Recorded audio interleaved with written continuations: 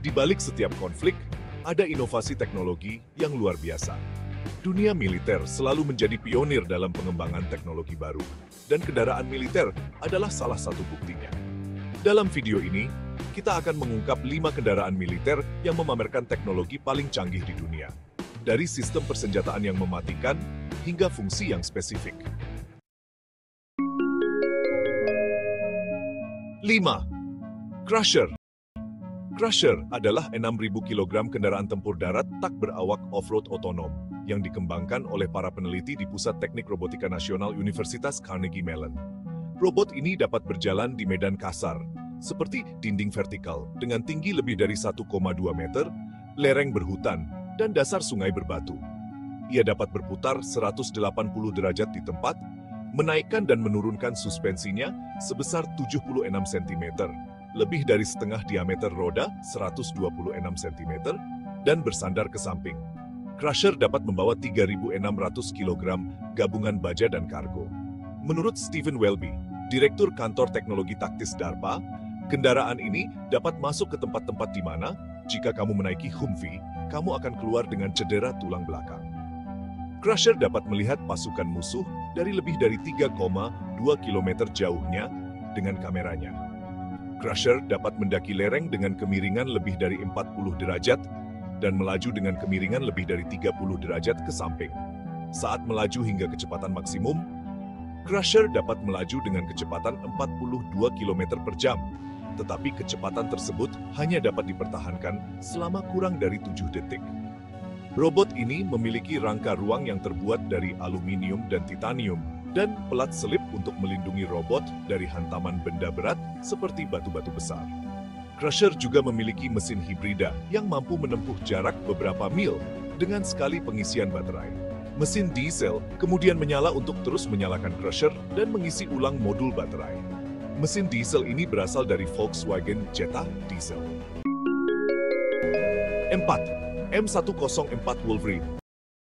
M104 Wolverine Heavy Assault Bridge adalah kendaraan jembatan peluncur kendaraan lapis baja Amerika Serikat yang dirancang untuk membangun jembatan dalam pertempuran. Karena Wolverine pada dasarnya adalah tank M1A2 SAP dengan peralatan jembatan leguan dan bukan menara. Ia memiliki hampir semua kecepatan, mobilitas, kemampuan bertahan hidup, dan komponen otomotif kendaraan induk. Kesamaan ini merupakan faktor desain utama dalam pengembangan Wolverine. Wolverine juga dilengkapi dengan paket komunikasi canggih yang dirancang untuk membuatnya tetap berhubungan dengan komandan lapangan setempat. Akan tetapi, kendaraan itu sendiri sama sekali tidak bersenjata. Wolverine dioperasikan oleh 2 awak yang duduk di dalam lambung tank. Kedua awak memiliki akses ke kontrol jembatan, sementara jembatan dibawa dalam 2 bagian, ditumpuk di atas lambung tank. Setelah lokasi jembatan dipilih, kendaraan itu akan menambatkan dirinya dengan aman di tempatnya dengan sekop. Kedua bagian jembatan tersebut disatukan. Lalu seluruh jembatan diperpanjang, melewati rintangan dan diturunkan ke tempatnya. Para awak memiliki kemampuan untuk melakukan koreksi kecil selama peluncuran, jika diperlukan. Setelah operasi selesai, Wolverine melaju melintasi jembatan dan mengambilnya dari sisi lain hanya dengan membalik prosesnya. Jembatan dapat diturunkan dalam waktu kurang dari 5 menit atau dinaikkan dalam waktu kurang dari 10 menit, semuanya tanpa awak. Setelah diluncurkan, jembatan leguan sepanjang 26 meter dapat menahan kendaraan seberat 70 ton yang bergerak pada kecepatan 16 km per jam. Dengan demikian, Wolverine memungkinkan kendaraan terberat untuk melintasi kawah, parit, dan jembatan yang rusak dengan kecepatan tempur. Mobilitas ini merupakan keuntungan yang menentukan bagi unit lapis baja. 3. Jobaria Defense Systems Multiple Cradle Launcher. Sering disebut juga Jahanam Launcher, adalah peluncur roket ganda buatan Emirat yang unik untuk Angkatan Darat Uni Emirat Arab. Peluncur ini memiliki 240 tabung, yang menjadikannya artileri roket terbesar di dunia berdasarkan jumlah tabung. Peluncur ini diperkirakan berfungsi sebagai bentuk gabungan dari peluncur roket ganda BM-21 Grand. Peluncur ini dikembangkan oleh perusahaan patungan Al Jaber Land Systems. Karena jumlah personel militer Angkatan Darat Uni Emirat Arab yang sedikit, peluncur multiple cradle memiliki keunggulan dibandingkan penggunaan 6 kendaraan yang memerlukan tim yang terdiri dari 30 orang. Sedangkan peluncur multiple cradle hanya membutuhkan tim yang terdiri dari 3 orang untuk mengoperasikan dan meluncurkan roket dalam jumlah yang sama. Ia memiliki 4 peluncur roket yang terpasang pada trailer, yang masing-masing membawa 60 roket 122 mm. Sistem ini menembakkan roket T-122 Sakarya yang dilengkapi dengan hulu ledak berdaya ledak tinggi yang dapat diledakkan dengan menggunakan sekering peledak titik atau sekering jarak dekat. Operator sistem dapat memilih berapa banyak dan pot mana yang ditembakkannya. Semua roket dapat ditembakkan dalam waktu kurang dari 2 menit, sehingga laju tembakannya 2 peluru per detik. Setelah meluncurkan roket, sistem dapat berpindah lokasi dan terus menembakkan roket jika belum meluncurkan seluruh muatannya.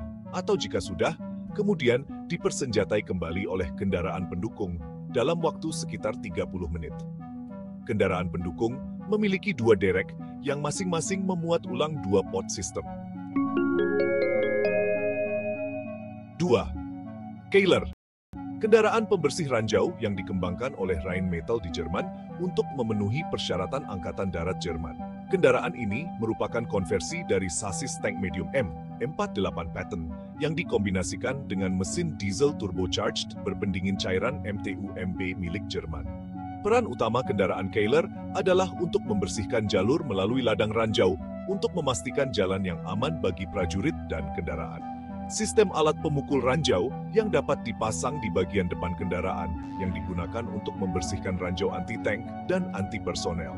Antara tahun 97 dan 98, 24 kendaraan jenis ini diproduksi untuk Angkatan Darat Jerman. Dalam mode berjalan, flail ranjau terlipat di atas kendaraan. Seperti halnya alat pemukul ranjau lainnya, silinder yang berputar mengayunkan rantai membuat kaki menyentuh tanah, sehingga menirukan gaya yang diberikan oleh seseorang atau kendaraan yang melewati tanah. Jika alat pemukul menghantam tanah di atas ranjau yang terkubur, dampaknya akan menyebabkan ranjau meledak dengan aman. Kendaraan tersebut dapat membersihkan jalur selebar 4,7 meter dan sepanjang 120 meter dalam waktu 10 menit. Sistem otomatis yang dipasang di bagian belakang badan kendaraan menandai jalur yang telah dibersihkan. Keiler tidak memiliki senjata pertahanan kecuali pelontar granat asapnya. Kendaraan ini dioperasikan oleh 2 awak, yaitu komandan dan pengemudi. 1. BVS-10. Juga dikenal sebagai Bandfang 410, adalah kendaraan lapis baja amfibi segala medan beroda rantai yang diproduksi oleh BAE Systems Land Systems Hägglunds dari Swedia. Kendaraan ini disebut sebagai kendaraan segala medan atau Viking oleh pasukan Inggris, awalnya dikembangkan sebagai kolaborasi antara industri Hägglunds Vehicle AB dan Kementerian Pertahanan Inggris atau MODI atas nama marinir kerajaan. BVS-10 mirip dengan Bandfang 206 Hägglunds sebelumnya.